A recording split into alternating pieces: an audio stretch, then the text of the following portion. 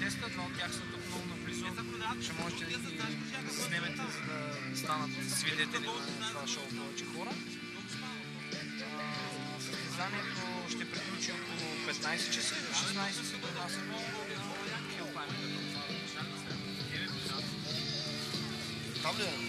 Ало? Добре, пожара, дайте фотоапаратора. Направете справки на протокола от движението из хода.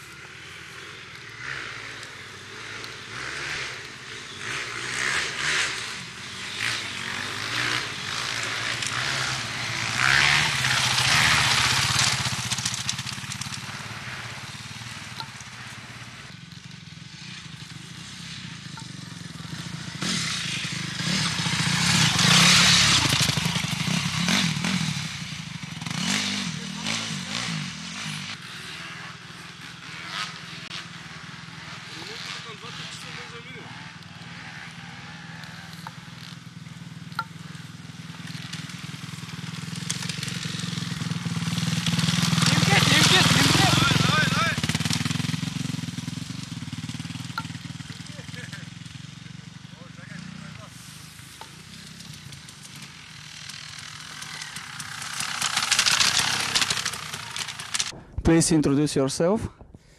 Track very good. Test super. Your plans for tomorrow? Tomorrow inverse, no? Yes.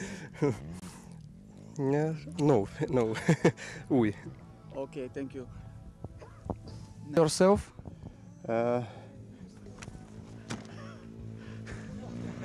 Това ти е кадъра сега.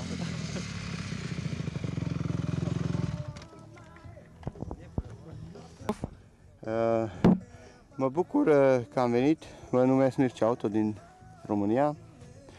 Mă bucur că am venit aici, e o zi frumoasă, un concurs superb, cu un traseu foarte frumos.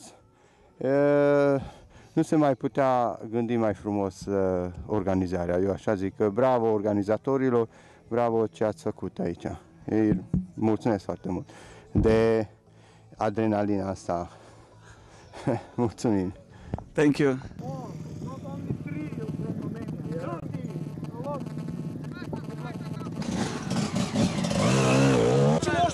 Съотборника ми е много добър. Пуснат ли я? Обясни как намери изгубения съотборник. На един баир беше се запецнал. Къде бе? Беше се много добър съотборника ми, номер 1 е момчето. Утре очакваме големи знари. Трасето е перфектно. Перфектно. Защото е вашо или по принцип е хубаво? Не, значи доближаваме се до Търговишкото, да виж. Доближават се. Доближаваме. Обаче с без тенденции да го минете. Моля? С без тенденции да минете трасето, нали? Не мога да прати. Да, с водостройката. Той да си мотора, бе, няма викам аз като камъв тук.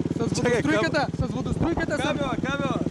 Кажете за телевизия Extreme Rider с Търговище. Намерихте ли най-накрая чекато? Най-накрая намерихме контролата. Третата обиколка. Един циганин махаше. Успех!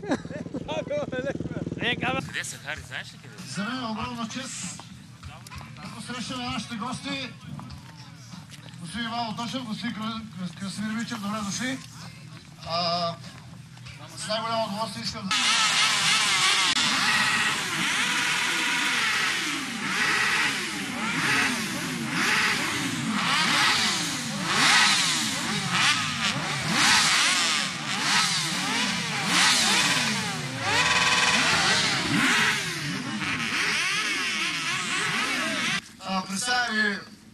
Министър Ненков, заповядайте, министър на спорта. Ето микрофона. Аз вече нищо друго не мога да кажа. Аз искам да кажа няколко думи. Мисля, че в така създалата ситуация в състояние на икономическа криза нещо правим за спорт. Това, че имаме все повече и повече представители в различни видове спорт е нещото, което се интересуваме.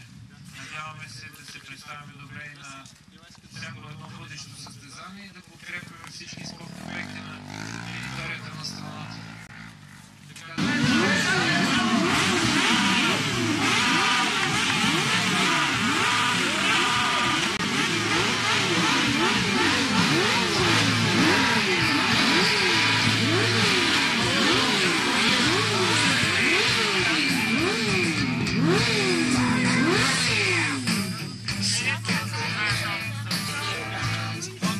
Първичко на фона да ви кажа програмата. Утре в 9 часа е дума АТВ старт на първия състезател. 11 часа е мотосъбора. 11 часа тук ще има голямо шоу, защото ще има забавни игри с мотори, бутане на барели, дърпане и така нататък, ще ви бъде интересно. 13 часа е обиколката на града.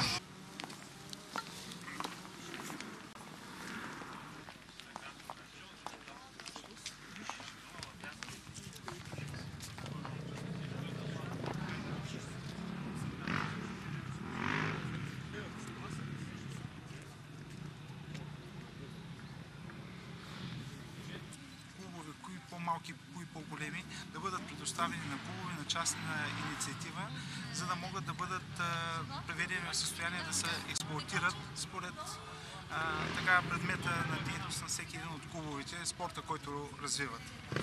Това е. Затова казвам, че по отношение на спортните бази, тъй като няколко пъти става въпрос за тези спортни бази, искания към министъра нямаме. Ние просто искаме да покажем на министъра, че и Шумен е град, в който се развива спорт, има възможности и чрез така подпомагане, макар и в условията на криза, да не бъдем забравени на картата на спортната карта. Ами искаме все пак, въпреки че са общинска собственост, министъра прояви желание да види, да се запознае с спортните бази, състоянието, да види така, иначе съвсем нормално е, като министър, който така милей и така не му е безразличен.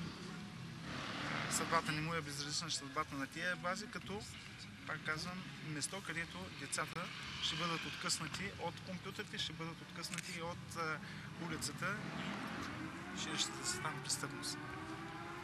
Точно до секундата в 1,5 пристигне на паметник създателя на българската държава. Жив министър на спортно събитие в провинцията е рядко чудо. Кой ви покани или идеята е ваша да дойдете на състезанието по ендуро?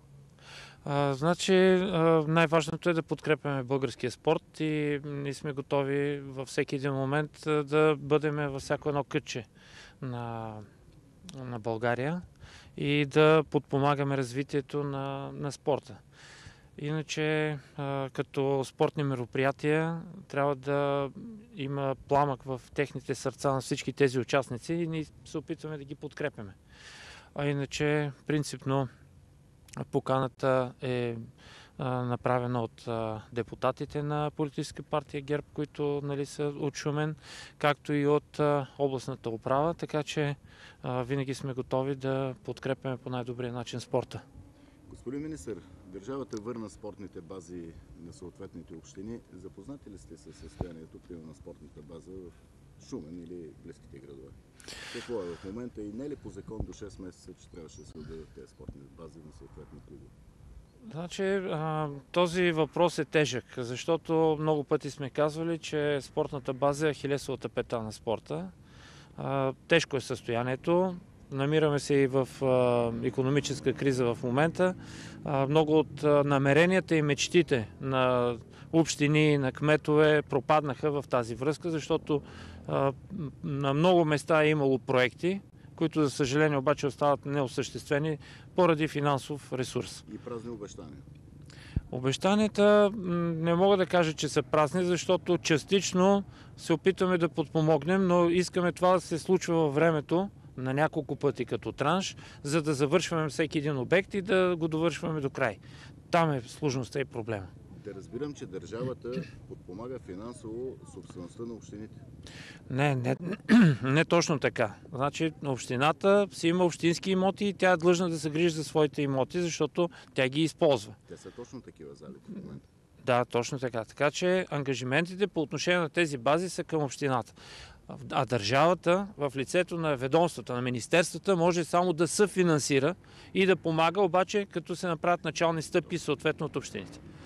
Искам да ви попитам, понеже заговорихте за пари, сега в момента се изготвя проект от бюджета. Тези пари, които са за спорта следващата година, доколко ще доведат ли до това да съкратите някои мероприятия? Въобще не сме чували от вашето министерство, например, недоволство по отношение на парите? Има ли пари в българския спорт? Пари в българския спорт, значи ако трябва да сравним нашия бюджет с тези страни, които трябва да побеждаваме, не можем да се сравняваме, тъй като все пак България е, да кажем, около 8 милиона, от които елитните състезатели са около 500-600 души, тези, които представят България на международни форуми.